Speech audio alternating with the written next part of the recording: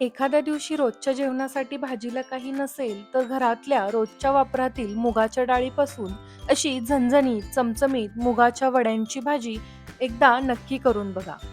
जी तुम्ही गरमागरम चपाती, भाकरी किंवा भातासोबत पटकन खाऊ शकता. ही भाजी इतकी चविष्ट लागते, की रोजची वेगळी वरण, डाळ करण्याची अजिबातच गरज पडत नाही. या चविष्ट वड्यांसाठी खूप जास्त पूर्वतयारी करावी लागत नाही. डाळही जास्त वेळ भिजवावी लागत नाही आणि ही रेसिपी रोजच्या स्वयंपाकात एकदम पटकन बनून तयार होते. रेसिपी डिटेलमध्ये व्यवस्थित सांगितली आहे, त्यामुळे व्हिडिओ शेवटपर्यंत नक्की बघा. ही भाजी बनवण्यासाठी सर्वात आधी मी अर्धा कप म्हणजे साधारण 100 ग्रॅम मूग डाळ स्वच्छ 2 ते 3 वेळा धुवून घेतली.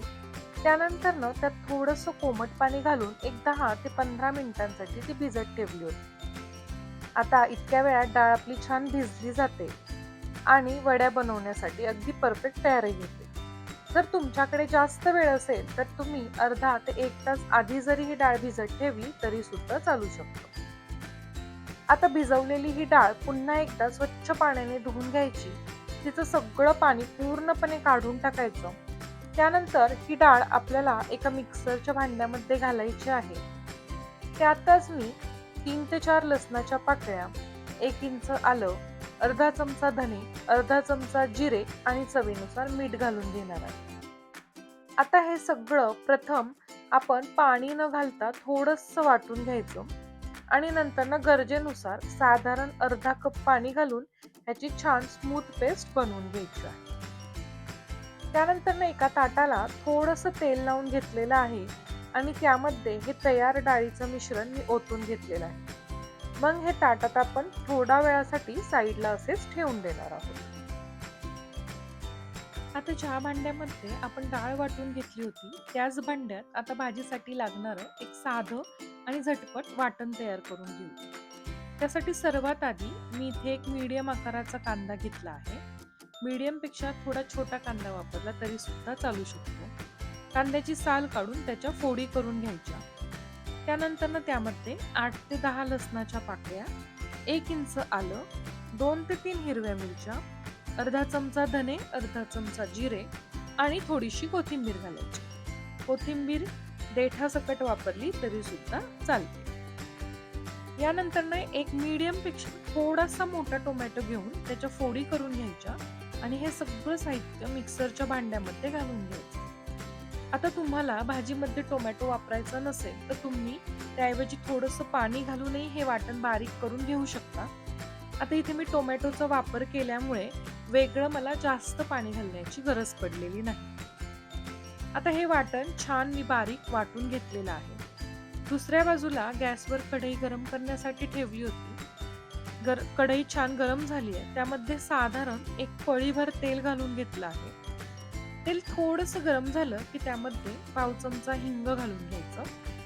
खूप गरम तेलात कधी हिंग घालायचं नाही, त्यामुळे ते पटकन जळू शकतं. त्यामुळे काय करायचं, तेल थोडंसं हलकंसं गरम व्हायला लागलं की लगेच त्यामध्ये हिंग घालून घ्यायचं. आता तयार केलेलं वाटण या तेलामध्ये घालून मीडियम गॅसवर 5 ते 6 मिनिट छान परतून घ्यायचं.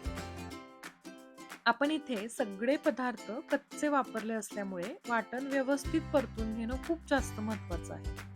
वाटण छान परतलं गेलं की त्याला तेल सुटायला लागतं आणि मग आपण समजायचं की आपलं वाटण हे व्यवस्थित शिजलं. आता आपल्या वाटणाला छान तेल सुटायला लागलेलं आहे. आता यावेळी आपण या मिश्रणामध्ये पाव चमचा हळद, 1 चमचा घरचा मसाला, 1 चमचा कांदा लसूण मसाला घालून घ्यायचा. सर्व मसाले घातल्यानंतर हे वाटण पुन्हा एकदा छान परतून घ्यायचं. वाटण जितकं छान परतलं जाईल तितकी भाजीची चवही मस्त लागते आणि भाजीला सुंदर असा रंगही येतो. तुम्ही बघू शकता वाटण किती सुंदर असं परतलं गेलं. आता यामध्ये मी पाणी घालून घेणार आहे. पाणी घालताना तुम्हाला तुमच्या आवडीनुसार भाजी किती घट्ट किंवा पातळ ठेवायची ते तुम्ही ठरवू शकता आणि त्यानुसार पाणी घालू शकता. इथे मी साधारण 1.5 वाटी पाणी घातलेलं आहे. आणि भाजी आपली जरी आत्ता पातळ वाटत असली तरी ती शिजल्यानंतर ना थोडीशी घट्ट होते. यानंतर भाजीला थोडीशी उकळी येऊन द्यायची. भाजीला उकळी यायला आता इथे सुरुवात झाली की त्यामध्ये चवीनुसार मीठ घालून घ्यायचं. आता आपण वड्यांचं जे मिश्रण होतं ते बनवतानाही मीठ घातलेलं आहे. त्यामुळे भाजीमध्ये मीठ घालताना ते व्यवस्थित चवीप्रमाणेच घालायचं. आता तुम्ही पाहू शकता भाजीला खूप सुंदर रंग आला आहे आणि तेलही खूप छान सुटलंय. उकळीही व्यवस्थित आलेली आहे. आता आपण जे वड्यांचं ताट बनवून ठेवलेलं आहे, जे डाळीच्या मिश्रणाचं ताट ठेवलेलं आहे, ते कढईवरती मांडून घेणार आहोत आणि त्यावरती झाकण ठेवून मीडियम गॅसवर साधारण एक 6 ते 7 मिनिट वाफवून घेणार आहोत. असं केल्याने वड्यांचं मिश्रण छान शिजतं आणि खाली भाजीमध्ये मसाले व्यवस्थित मुरतात आणि मिश्रणाला एक मस्त टेक्स्चर येतं. त्यामुळे ही स्टेप वेगळी करण्याची अजिबातच गरज पडत नाही. ताट निवडताना तुम्ही ज्या आकाराची कढई घेणार आहात त्यानुसार ताट व्यवस्थित बसेल असं घ्यायचं. आता एक साधारण 7 मिनिटांनंतर तुम्ही पाहू शकता की आपलं वड्यांचं मिश्रण छान घट्ट झालेलं आहे. आता हे छान शिजलंय की नाही हे पाहण्यासाठी एक सुरी घालून बघायची. जर सुरी स्वच्छ बाहेर येत असेल याचा अर्थ आपलं हे वड्यांचं मिश्रण व्यवस्थित झालेलं आहे आणि सुरीला जर थोडंसं मिश्रण चिकटत असेल तर अजून 1-2 मिनिट तुम्ही हे वाफवून घेऊ शकता. आता हे ताट काळजीपूर्वक बाहेर काढून घ्यायचं आणि कढईतला जो रस्सा आहे तो आता व्यवस्थित आपला आटला असेल त्यामुळे तो गॅस बंद करून घ्यायचा. त्यानंतर साईडला हे वड्यांचं मिश्रण थंड होऊन द्यायचं.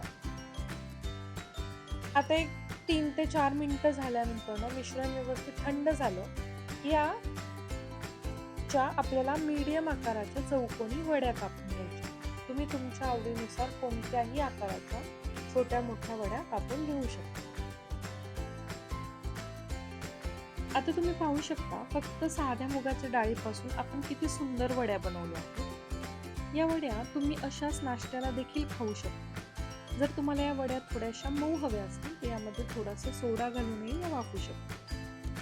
यावर ढोकळ्यासारखी फोडणी घालून तुम्ही खोबऱ्याच्या चटणीसोबत जर या वड्या खाल्ल्या तरी त्या खूप सुंदर लागतात.